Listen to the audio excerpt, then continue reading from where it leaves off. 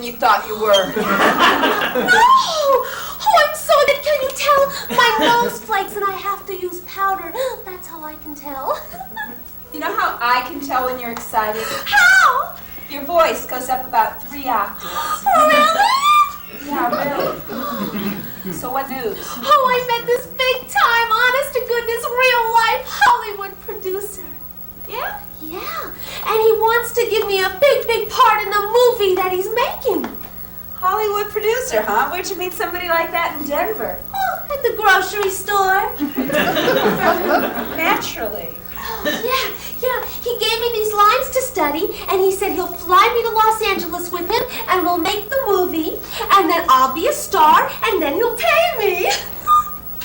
Gee, Bambi, I don't know. I mean, that's usually not how it works. I mean, usually you have to take some real small parts for a couple years and knock around for a while before they, a producer would trust you with the lead in a motion picture. Oh, but he said I'm special. He says I have just what he's looking for. I'll bet that's right. Oh, this very, very important part. He gave me these lines. It's real emotional. I play the woman at the end of a rope. Yeah, who's going to commit suicide. That means she's going to kill herself. No. Yeah! My life is over. There is nothing left for me to do. I must take my own life. Take my own life. How is that? Is that how it's written? I mean, like you're in an echo chamber? Well, what do you mean? Well, you keep repeating yourself. Well, that's part of the suicide business. You see, they're distraught, the producer said, and distraught people repeat themselves. I see. Oh, Sheila, I really have to stay now, so I'm sorry, but I can't no longer speak with you now. I understand. My life is over. Over. There is only one way out for me. I must take my own life. Take my own life. Oh my, no, not here. Not in front of me. I wouldn't sleep a wink tonight. Oh, Mr. Granger, I was acting. But you believed me, didn't you? Yes, I guess I did. Oh, you see, I met this big-time producer, and he wants me to try out for his movie, and I want to really job for him. So my life is over. There is nothing to live for. Nothing to live for. Excuse me just a moment. If I may be so bold, perhaps it would be more dramatic if you lowered your voice. You think so? Yes. Oh, okay. My life is over. I have nothing to live for. Nothing to live for. Excuse me, no, dear. Dear. I meant in a lower register. Oh, no. I don't know how to do that. I need to start lessons. You do understand the meaning of register as it relates to the larynx and the voice box and the diaphragm, do you not? Mr. Granger, I don't know you. I've never discussed my diaphragm with you. The diaphragm, excuse me for using the word, is a very powerful muscle that pushes air out from the lungs and out the throat, and the air resonates in our sinus cavity, giving our voices color and indication. Really? Yes, indeed. Well, how did you know all that? Did you go to medical school? Well, no. To be perfectly honest, I once aspired to be a singer myself. Yes. I studied in the privacy of my own home for years. I many books about the science of voice reproduction. You're a singer? Oh, no. No, I never sang a note. I just studied the subject. I would have been too embarrassed to actually sing. Well, but, Mr. Granger, like I said, I met this big-time producer, and he wants to give me a part in the movie, and so I really want to do a good job when I try out for him. Oh, but, dear, you try out for a cheerleader. You audition for a part in a movie. Oh, you'd be perfect! beg your pardon. Oh, you could coach me. Oh, would you do that, please? Oh, I don't know. Oh, but it would mean ever so much to me. Well, I'm no expert, certainly. Well, neither am I. So it wouldn't make a difference. Yes, well, then. The first thing you should look at is your posture. Oh, okay. Like I have a book on my head, right? Well, well, yes, but posture is more than just standing up straight. It's the entire, well, it's the pose, you see, the stature. Stature? Yes. Well, something like this.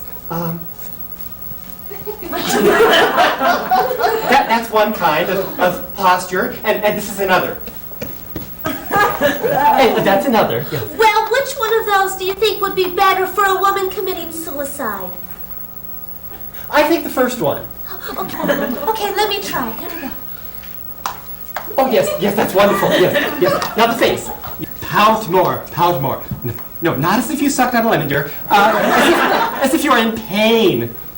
Oh, yes. Oh, this is sublimely tragic. Oh, you look just like Garbo. Who? Garbo, the supremely tragic dramatic film actress. Oh, really? Oh, I want to look like her. I want to sound like her. Well, how does she sound? I want to be alone. I want to be alone. Oh, your mother called you Fix. House to be. Oh, your mother called you Fritz. No, not Fritz. Flix. Well, that's a funny name for a person. Never mind, it doesn't matter. The important thing is the voice. The voice, the intonation, remember that, yes. I want to be alone. I want to be alone. I want to be alone. I want to be alone. Not quite, my dear. No, Mr. Granger, I want to be alone so I can practice. Oh, well, certainly. Well, yes. But an actress does not practice. She rehearses. Oh, thanks, Mr. Granger. You've been just swell. Break a leg, dear. Okay. Here we go. My life's over. This scene is over. What? What's going on? Action, please. What's going on? We're supposed to pick up the reworked bit with Trixie.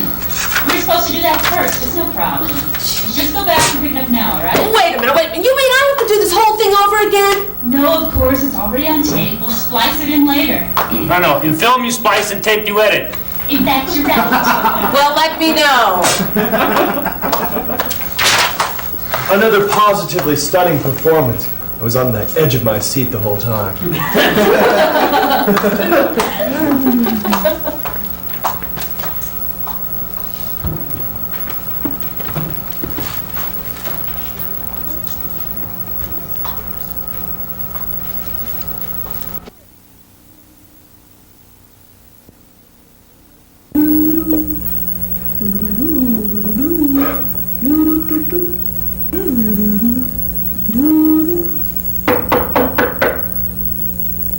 Who's there?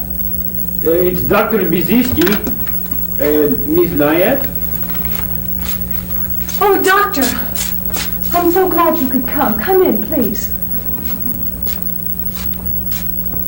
I'm so glad you could come out and see me. I really need your help. I don't make house calls. But your case sounded so extreme, shall we say, that I had to meet you. Well, thank you. Have a seat, won't you?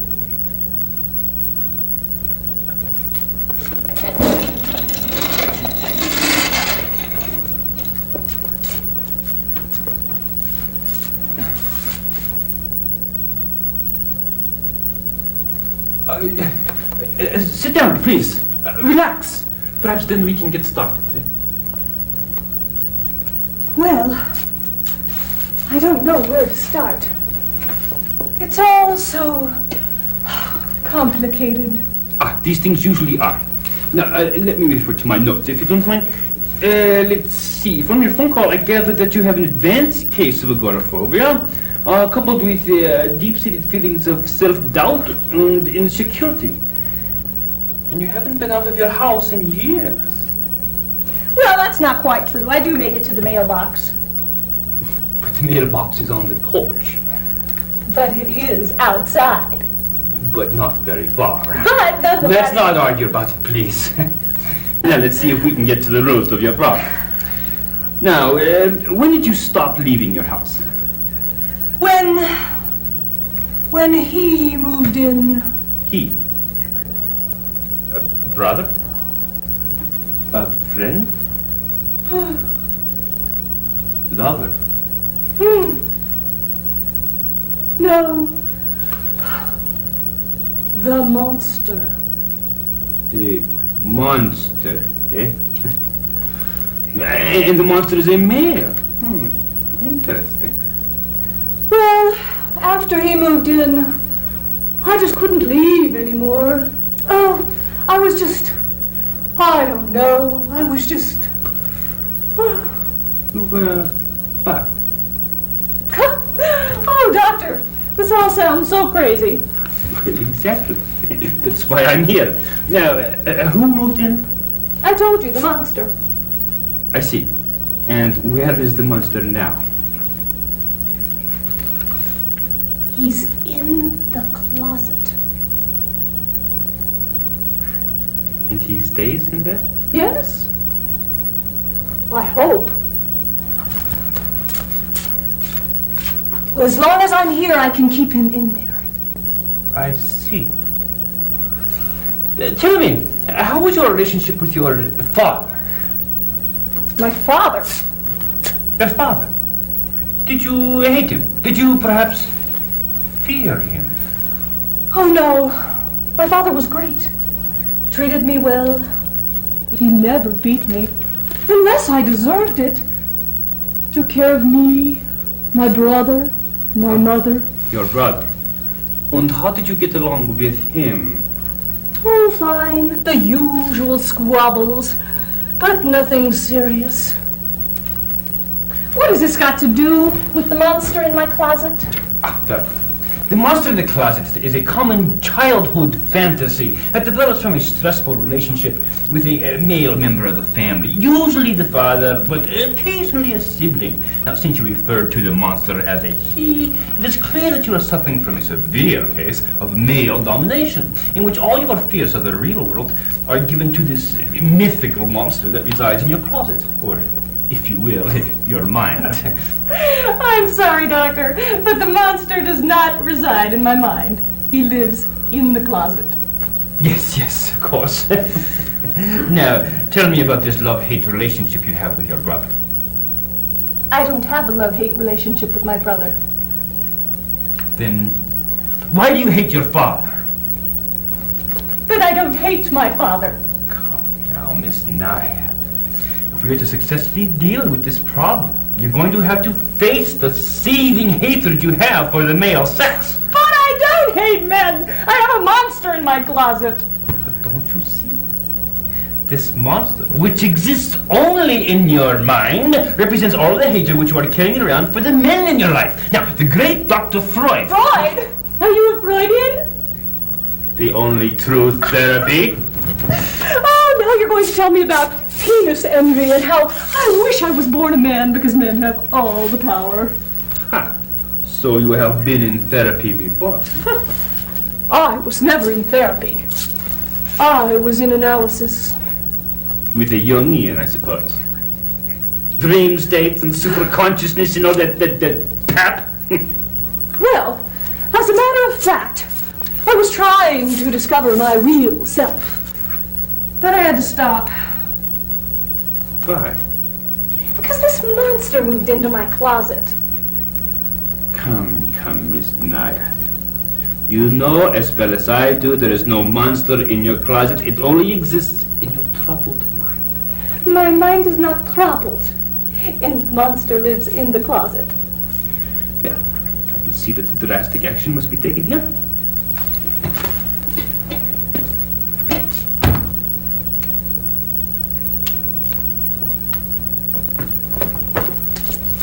Miss Nayad, what would happen if I opened this door? Oh, I wouldn't do that if I were you.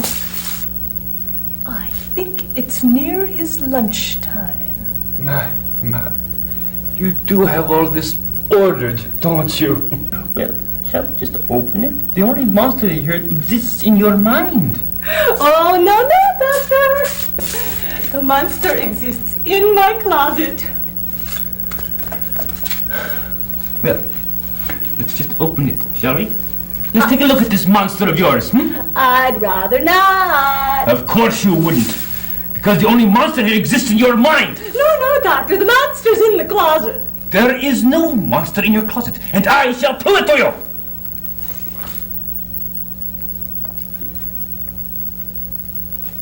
Now, Miss Knight, perhaps finally you'll be able to face the fact that the only monster here exists in your...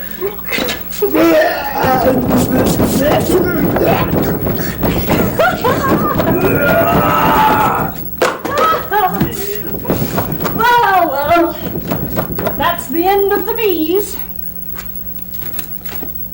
Say, pal, how would you feel about having a plumber for lunch tomorrow?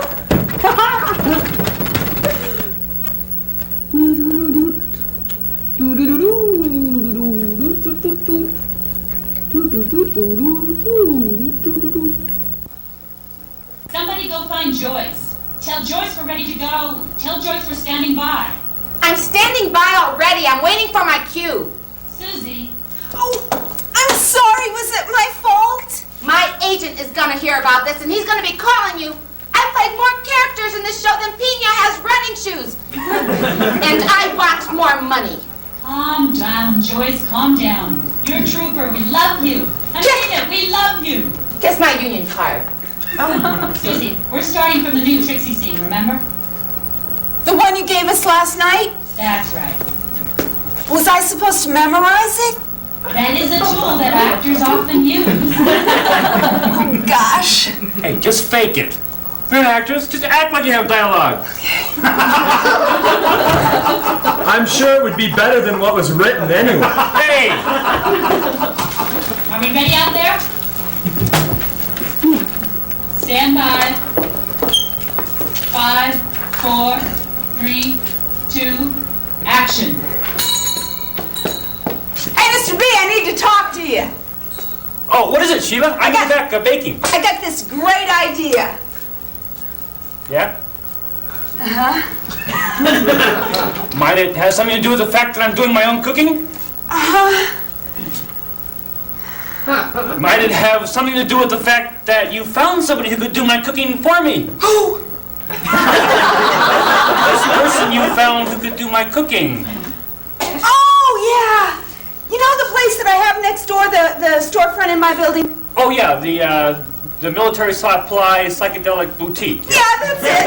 What's the name of it? That's The Groovy Warrior? Yeah, that's right. Well, anyway, the people that run that place are really good friends of mine, the Major and Mrs. Lilly. And anyway, his sister just moved here from Tulsa, and she's looking for work. And right away, I thought about you having to do all the baking. And I said, well, why don't you come on over and talk to him? Because she's really nice, and she has lots of experience doing Hash slinging. hash slinging. And would I have to pay her much? What? Would I have to pay her much? Oh, no, she just needs a place to stay in. So I told her she could stay in Short Neck's old place downstairs because he doesn't live there anymore, and that way she could cook for us, and you could go out and build the business back up to the way it used to be, but it's up to you.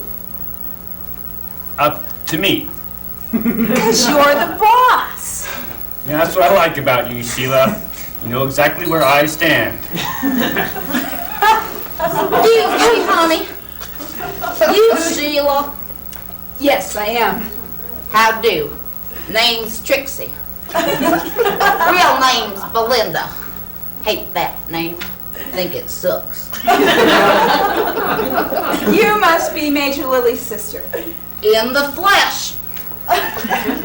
Great. I want to introduce you to the boss. Mr. B, this is Trixie Lilly, the cook I was telling you about. How do? Well, Deep subject. old joke. Still need a cook. Sure do. I cook. Oh, is that right? course that's right. You call me a liar? No. Got a place for me to stay? As a matter of fact, we do. Might need some fixing up, though. I'll fix it. So, where'd you work in Tulsa? Drove a truck. Big rig? Big. Right. Spent a lot of time alone, then. Yep. Do you miss it?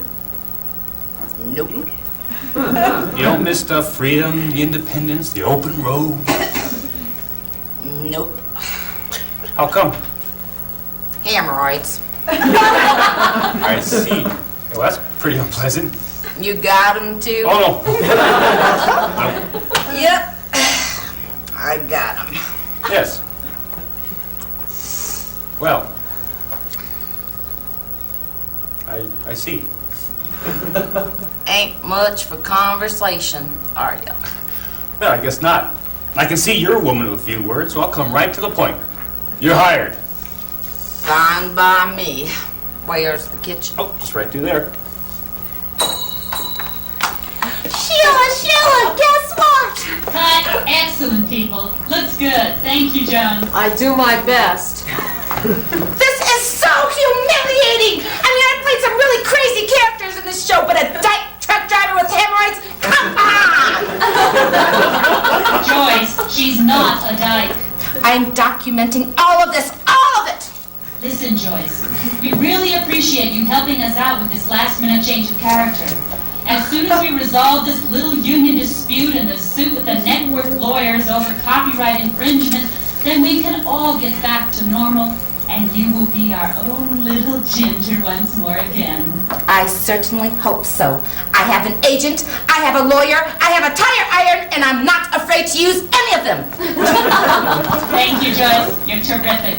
Now, we ready to pick up this thing again? Yeah, I am. Okay, let's go. Rolling tape. Action. My life is over. There is only one way out for me. I must take my own life. Take my own life.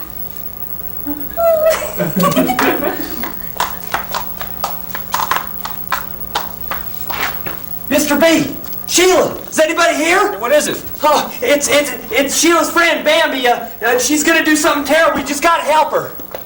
Well, I don't get it. Sheila had to run an errand, so what's the problem? Well, she's out to cut her own cord and eat the big rock and corral her own little doggy. Wait, what? She's gonna buy the farm. By a farm? Yeah, the big one. A farm in Denver? Yeah, right here in this diner. I just heard her. You're gonna buy a farm in my diner? Yeah, that's right. That's what I just heard with my own two eyes right through that window there. Oh, it can't be true. No, it must be something else. No. I don't know why else I'd be so excited. What?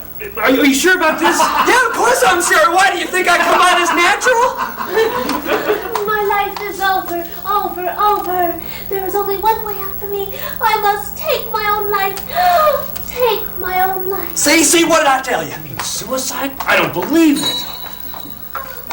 Hello. Have you seen my scarf around here? Look, Bambi. Look, forget about that scarf. You know, no scarf's worth what you're thinking about doing. Well, it was only worth about $10, but I really loved it. Oh, well, no scarf is worth that. Forget that scarf. Oh, I don't think I can. It went with one of my favorite dresses. I think I'll just die if I can't find it. Trixie, What? dial 911. 911 what? No, just dial 911. That ain't but 3 numbers. I need 7 numbers to make a phone call. No, you don't. Why, sure you do. No, you don't. Well, why you want them folks there to think you're a cop? I don't. The real cops. You mean you want the police? Yes. You know Why didn't you say so? What for? Because I got a nutcase over here. Yeah? That her? You know, scarves, they's a dime a dozen. You know, the cars is just like buses. All you have to do is wait 5 minutes and another one will come along. Oh, I don't know. I really love this one. What's going on? She's a nutcase. I was just going to call the police. Have her hauled away. Police? Bambi? Sheila? Mr. B. Trixie! Nerds. Well, don't you see how much we all care about you? We don't want you talking about committing suicide or nothing like it. Hey, listen, we can all pitch in and buy you all the scarves you want. Yeah, that's right. That's what friends are for. Just like the song. Wait a minute. I think you guys are like way off the mark here. I mean, Bambi does not have the depth to consider anything like suicide. Oh, thank you, Sheila. You're welcome. I mean, she's practicing for a part in a movie. Not practicing, Sheila. Rehearsing. You mean you always just play acted? Well, of course. Did you think I was serious? No, of course not. Well, sort of, I guess. You really thought I was gonna do it? Well, shucks, I guess. Oh, that means I'm a good actress after all. Oh, you have a real gullible audience. But you really were scared that I'd do it, weren't you? Well, gosh, I just hate to see anybody that unhappy. You know, life's too short for anybody to be that unhappy. Oh, but weren't you scared just a little bit more because it was me? Well, you know, that's kind of a tricky question. I guess the answer to that would be... You don't have to answer that, though. I mean, you're under duress right now. Well, I guess y'all can get along without me. This is a house of crazy folks. I'm heading back to Tulsa. Prate mucho. Hold it, cut. What's going on here? I'm Joyce, writing... honey, sweetheart, what are you doing? I'm writing myself out of the show. You are not going to stick me back in that kitchen for one more week. I have an agent, I have a contract, I have bunions. Okay. Calm down. We'll think of something else. You win. Good. Okay. Back up, people. Trixie's last appearance with us. In 5, 4, 3, 2, action. I'm heading back to Tulsa. Prate mucho. Well, see you later, Trixie. Well, I guess I'm going back to doing my own cooking. Guess so. Hey, would y'all like to go scarf shopping tonight? Oh, I'd love to. Amazing, isn't it? The ties that bind. Hey, could be getting into a little kinky area there, Sheila. I guess it's time for me to head back and start doing some cleaning up.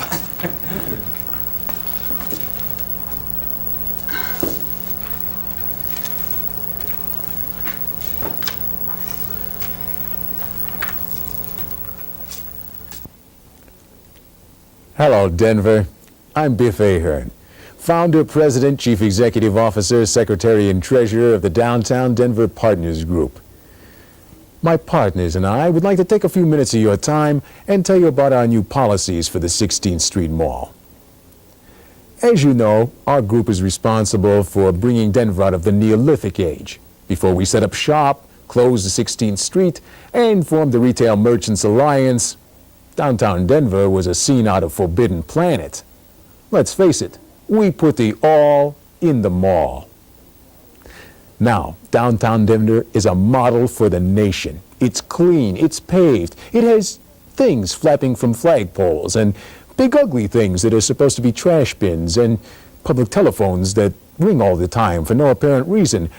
But the merchants are safe and happy and prosperous. So Denver, what's the next step? We want to keep it that way, right? So here's the plan. In a meeting of a subcommittee of an organization that meets in the same offices as the City Council, the following ordinances were passed. Ordinance number 32456. Only sunglasses with protective strings will be allowed on the mall and adjoining streets. Ordinance number 45637. All collars must be turned up after 5 p.m., and all sleeves must be pushed back to the elbow. Ordinance number 56890. All street cart vendors will wear aprons with funny sayings and set aside 6% of their profits for the Scotty Ahern Scholarship Fund. Ordinance number 65892. All persons with surnames of more than 10 letters, or surnames that end with a Z, or surnames that sound funny to Biff, will get on the RTD Mall shuttle and stay there. So pitch in, Denver. Let's not go to the dogs again. Let's make the 16th Street Mall a place where the police don't have much to do. Keep it clean, Denver, and nice. The 16th Street Mall in downtown Denver. It's not for everyone, and we intend to keep it that way.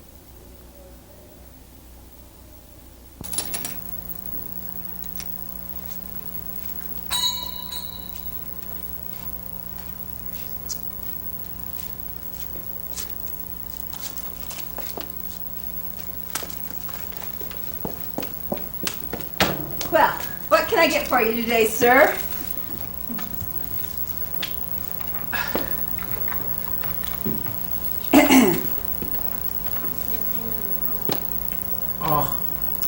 Just the lunch special, if you please. Won't you take your time? I'm in no hurry.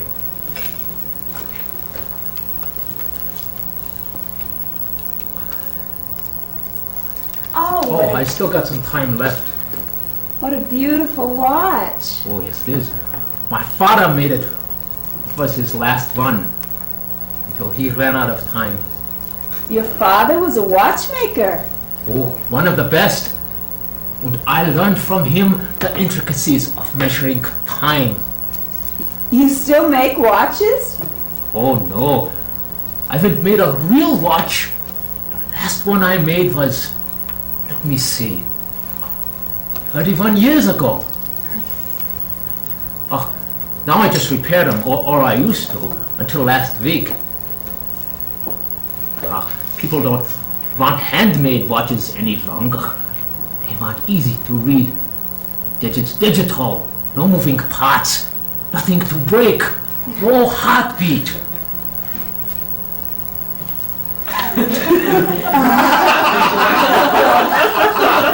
It must be a dying trade, watchmaking. Oh, it's an art that's been on its deathbed for some time now. Somewhere along the line, we lost track of what time was, what it means. I used to have a counter, a small one over at Woolworth's, until last week. And all I did was replace batteries. I've seen fewer and fewer real watches over the years. It must be really hard. I mean, watching your life's work just discarded. I used to refuse to work on those new ones. I was with Woolworths for 23 years. 23 years. To be in love for 23 years would not be long enough. But to watch your life tick away, it's an eternity. Oh, time is like that. Every once in a while, someone would bring to me a real watch. A real watch. With tiny diamonds. And balance wheels. And gears. Mechanisms small enough for angels to dance on, my father would say.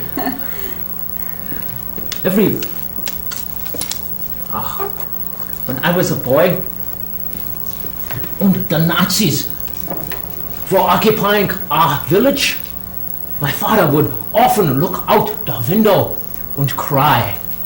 Oh, not because of what the Nazis had done to our village, our home, our farm, but because they had stopped the village clock. He would keep it running. He kept it running all his life. He kept it in tune. He would oil it. He rubbed the hands until they shone like ebony. Then they dismantled it. They took away its heart. When he would sit there at the window at night, empty, like a corpse, and he would tell me that it was a bad time because it wasn't being marked. And I knew that he was right. These new watches, these digital things, they only show the time. They don't mark it. They're lifeless things. They only represent the kind of time that they measure. Cold, without feeling. Now, you see? Look at this watch. Here, hold it for a while. Oh, feel its pulse. Feel its heartbeat. Oh, it makes you feel uncomfortable, no? That's because it measures a different kind of time. It measures a kind of time that's special, a kind of time that's precious. It measures a kind of time that asks people to look at each other.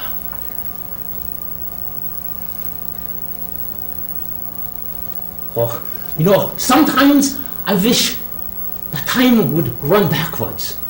It would make more sense to me somehow. If we were born old, and then as we grew, we would get younger. We could fill our lives with more wondrous things than waiting to die. We could end our lives not with the stopping of our heartbeat, but with the tick-tick-ticking of a baby's heart in the mother's womb.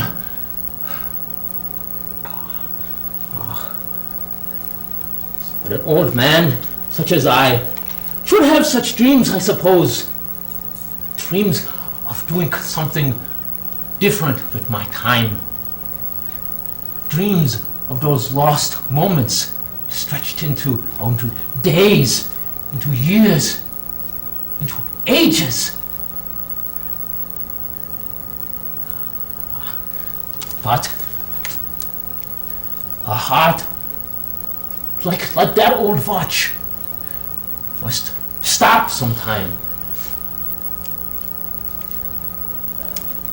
For 40 years, time has been my constant companion. And now I feel alone. Well, perhaps I'll not eat lunch today. Perhaps I'll go for a walk in the park instead.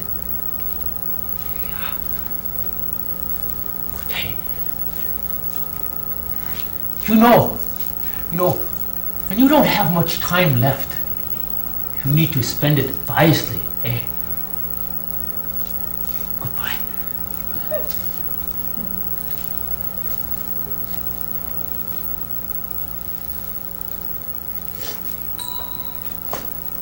Hey, Sheila, you know what time it is?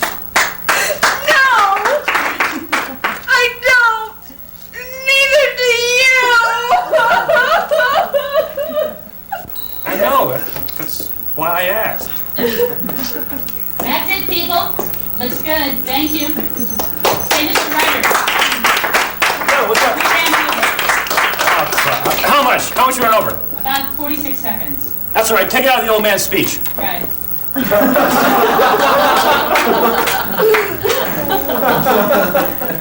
Listening to another actor on the stage is the real gift, the real talent, and you do that so well. Really? Yeah. I mean, you think I really did okay? I did all right? You just said so, didn't I? Right. If I had taken that offer from Ed Fairline, I wouldn't be in this mess right now. I should have never have left the theater. Never!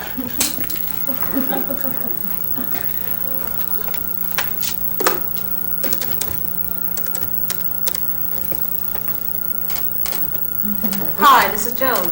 Yeah, is he in? Can I speak with him, please? Thanks. Hi, Professor. Yeah, glad I caught you. Yeah, it's going really well. I mean, I mean, working with these people has given me plenty of material for my paper.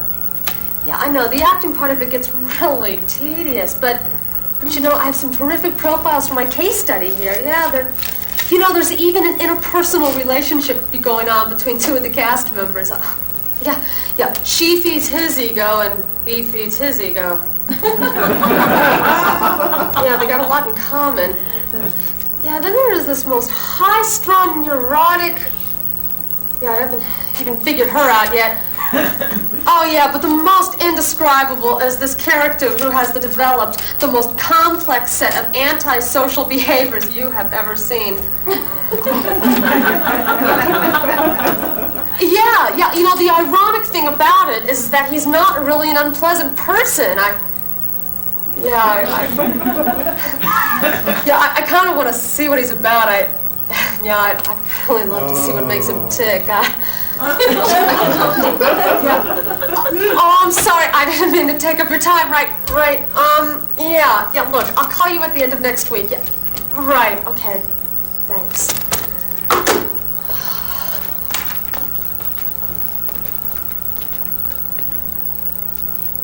So, Jody, baby, you want to see what makes me tick, huh? Get out your stethoscopes, honey, because you're going to see a lot more of me. A lot more.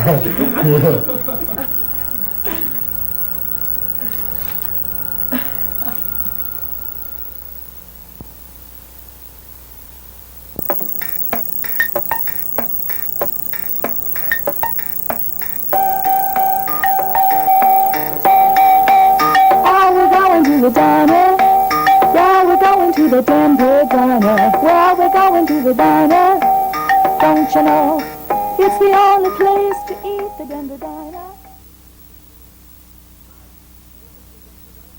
Hi, and welcome to the Denver Diner. Stay with us for a few minutes. And sample the menu. At the Denver Diner. Your order's always up at the Denver Diner. And remember, it's more than a situation comedy. It's a place to eat.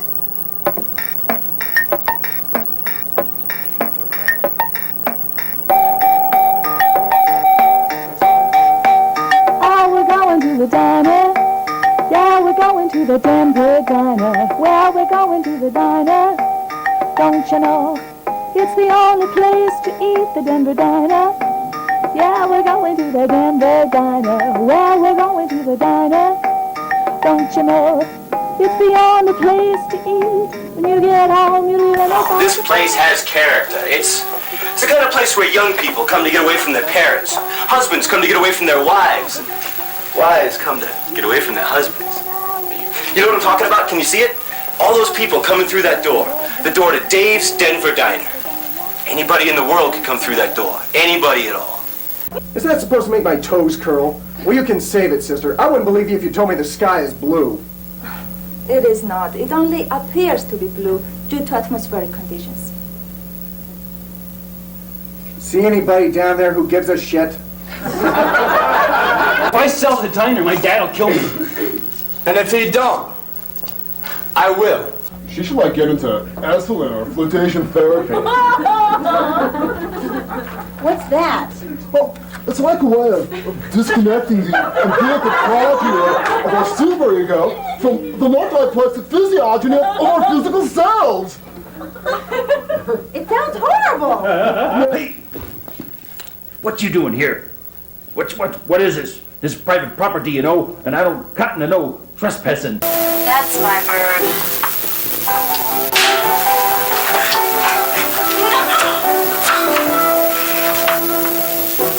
Listen, sweetheart. I know this won't do any good, but I'll explain it to you once, just once, and then I'll give up trying. A man's got to stick by his guest star, no matter what. Whatever he is, he's your guest star, and you've got to stick by him. It doesn't matter what he's done.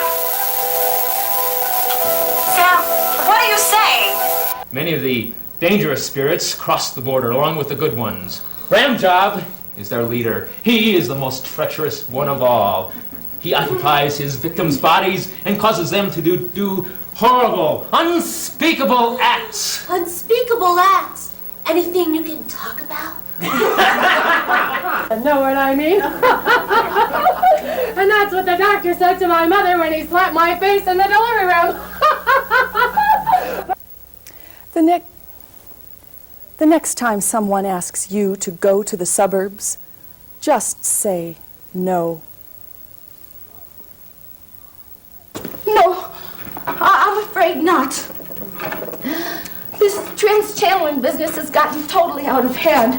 I don't have a private life anymore. It all seemed so harmless at first. When the first 1 or 2 spirits entered my being, I was thrilled. After years of patient study, I finally connected with the netherworld. The conditions have gotten so bad that they're talking about starting a union and going on strike. And asking Shirley MacLaine to arbitrate. I don't even like Shirley MacLaine. Do you drink this much all the time? Women without men get drunk a lot. I'm really looking forward to meeting your mother. Oh, yes, and Mumsy is just delighted you'll be joining us on our hiatus. Oh, I can't wait to see her hiatus and her camellias too. How amusing. I want so much to break out of these constraining mindsets, you know, that, and I know that I will never be able to have a mature, mutually supportive relationship with a woman until I do. It's like a curse. Well, you know, that's really refreshing. Oh, good. It's. I guess I'm just gonna have to apologize all over myself and just leave it at that. But I really would like to have this conversation at another time. So would I. Great. What do you say? Well, we could rent a Jane Fonda film, and we could have dinner at, say, my place. I love it. Have you seen Julia? Oh, I have always wanted to see that film. He was playing the soundtrack from Cheech's new movie, Born in East L.A. Talent in place. Where's my floor director? Alrighty, can we clear the set, please? Talent only. Hey, talent only, buddy. This means you gotta go. I wait in the Denver sun for the Suicide Squad. Will they stop the sun? The warm sun on 16th Street, 15th Street, 14th Street, 13th Street, 12th, 11th, 10, 9, 8, 7, 6, 5, 4, 3, 2, 1, kablooey! That's all, folks. Now, here's the way this works. Your call is at 6 a.m., okay? You get your script at 7 a.m. You have to have it memorized by 10, right? Makeup is at 11 o'clock. We go in front, we tape the first segment at 1:30. You get a 15-minute break at 6. Then we tape the live audience segment at 8:30. Got that? Where are you going?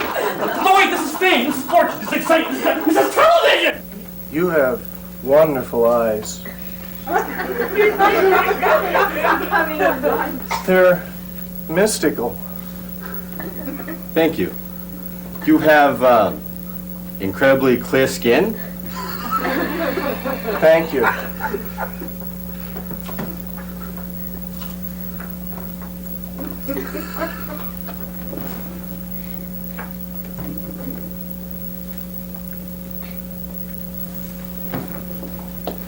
If life were a spatula,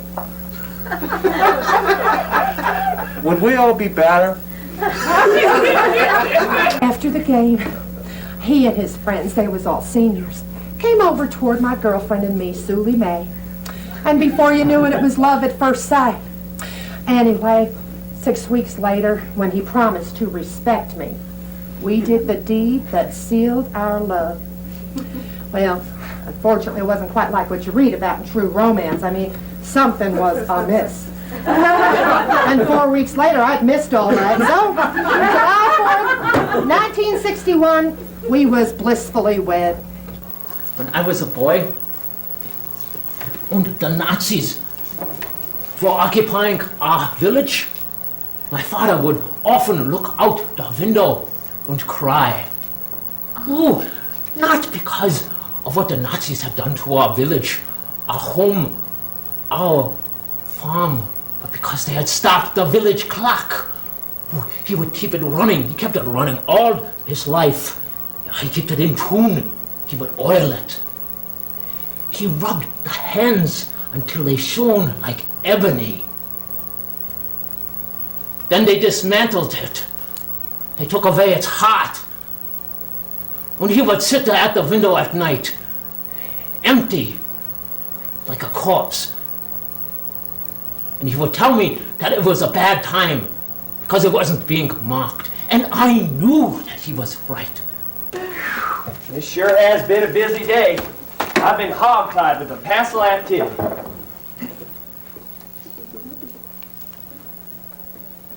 I said, this sure has been a busy day. I've been hogtied with a passel activity. Oh, please do not make me say that dreadful line again. Hey, what's wrong with that line? Oh, look, I may be playing a hayseed, but nobody talks like that. You know, this is really quite an amusing place you have here.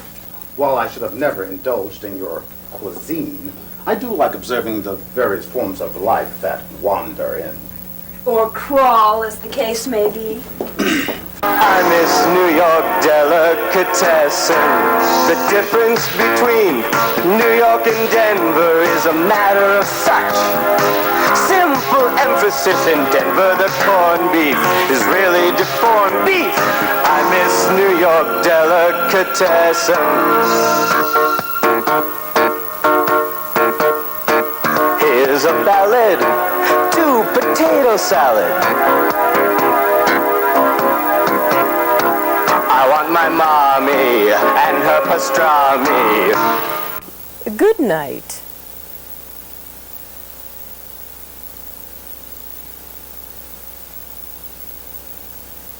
I still have nightmares about it. Cul-de-sac after cul-de-sac after cul-de-sac. And all with the same name. End of the line road. End of the line circle. End of the line boulevard. End of the line drive. It's okay. It's okay. Come on, turn your cameras off. I never thought I'd have so much in common with a Native American woman. Oh, honey, well, you suffer, I suffer. It's all the same. I married this one here thinking, oh, we'll have plenty of cozy evenings together, growing old, forgetting what sex is like. God rest her soul. But no. Instead, I am dragged from one end of South Dakota to the other end of Utah while this Michigan warrior here tries to find the spirits of his dead relatives. It's like the men, they live for the dead, like they can't do any better. Do you know what I'm saying? I do. Well, those are two words I never should have said. Let me tell you. Hey, brave guy, ready to get a room for the night? Wife, you will sit and you will be quiet while I attempt to communicate with my ancestors. In a pig's eye, sweetheart. You collect the spirituality. We're looking for a Sheridan. Do you know what Denver really needs? A down-home diner. Yeah, someplace where you can get a cup of coffee at 4 a.m. Because there's not a place in this town where you can get a decent cup of coffee at 4 in the morning. Yeah, an authentic diner. You know the kind of place I mean? You know, this place is kind of homey. Hey, you're right. It's the kind of place where young kids come to forget their parents. Husbands come to forget their wives, and wives come to forget their husbands. The Denver Diner. This place is a gold mine. A gold mine! I'd open a place like this myself if I wasn't so successful at what I'm doing now. Just think about it, though. Anybody in the world could walk through that door. Anybody at all.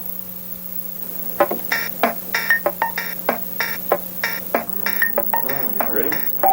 Are you Rick? Am I Rick? Is this a test? Broke the other one. Yes, I'm Rick. Yeah, he's home. Yeah, we're going to the diner. Don't you know? It's the only place to eat, the Denver Diner. Yeah, we're going to the Denver Diner. Well, we're going to the diner. Don't you know? It's the only place to eat. When you get home, you leave a note by the phone. You'll be at the diner. You'll be at the Denver Diner. You'll be at the Denver Diner. You'll be at the diner. We're eating at the diner. Yeah, we're eating at the Denver Diner. We'll be eating at the diner. Don't you know? It's the only place to eat. You can tell your mama the food is hot. And they never let you know when you're not at the diner, at the Denver diner. Back down, back down, back down, back down, back down, Denver diner, Denver diner. Yeah, we're going to the diner. So stay with us for a few minutes. And sample the menu. Remember that your order is always up at the Denver Diner. We screwed that up. More than a situation comedy. Stay with us for a few minutes and sample the menu at the Denver Diner. Yeah, Your order is always up. at the Denver Diner. One more time. Hi, and welcome to the Denver Diner. Let's use Union way from time. Stay with us for a few minutes and sample the menu at the Denver Diner. Okay. At the sample the menu. Okay, one more time. Okay. When you're ready. Okay, we'll go. Let's go. Okay. We have fun. But very educational fun, Yeah, like Pee Wee Herman. like Pee Wee Herman. So stay with us for a few minutes. And sample the menu. At the Denver Diner. At the Denver Diner. Your order's always up at the Denver Diner. It's a situation comedy. It's more than a situation comedy. It's a place to eat. Very good.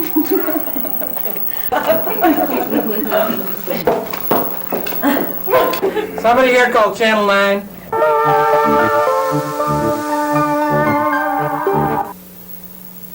Sheila, I can't leave these two back. Excuse me, I'm from Westward. Is this the Denver Diner? I was told to meet someone here. Hello?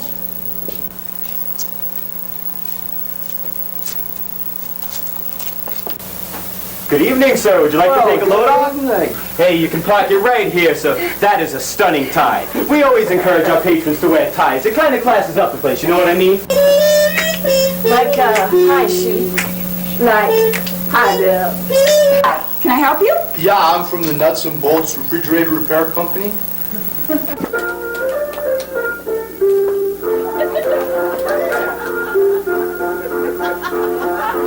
3, 2, 1.